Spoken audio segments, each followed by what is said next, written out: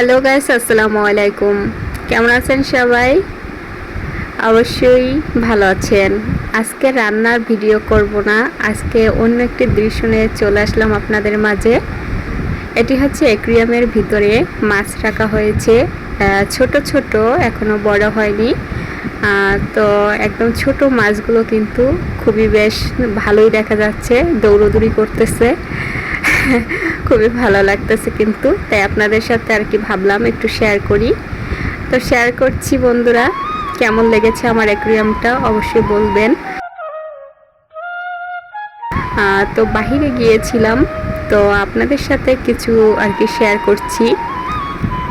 আমাদের শহরটা রাতের আঁধারে কেমন দেখা যাচ্ছে, তাই ভাবলাম একটু শেয়ার করি। খুবই কিন্তু ভালো লাগতেছে। আর এটা কিন্তু বড় দিঘি, বরিশালের বিখ্যাত আর কি জায়গাটা কিন্তু সবাই চিনে, বিবি পুষ্কুনির পার্ক। এটা কিন্তু সবাই চিনে, বরিশালে যারা আছে।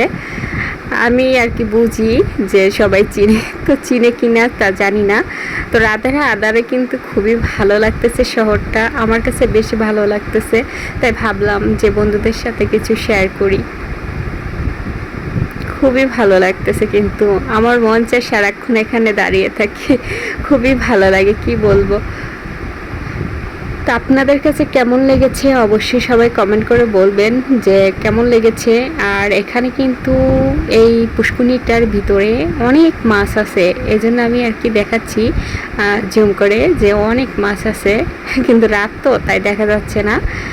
মনে হচ্ছে যে বৃষ্টি পড়তেছে, কিন্তু বৃষ্টি পড়তেছে না। এই মাছগুলো আদার খাচ্ছে, এজন্য অমন পানিটা দেখা যাচ্ছে। তো যাই হোক, আপনাদের কাছে একটু একটু শেয়ার করলাম। অনেক এখন বাসায় চলে যাচ্ছি গাড়িতে। আমাদের শহরটা কেমন লেগেছে, তো বরিশাল যারা যারা আসেন নাই অবশ্যই একবার ঘুরে যাবেন।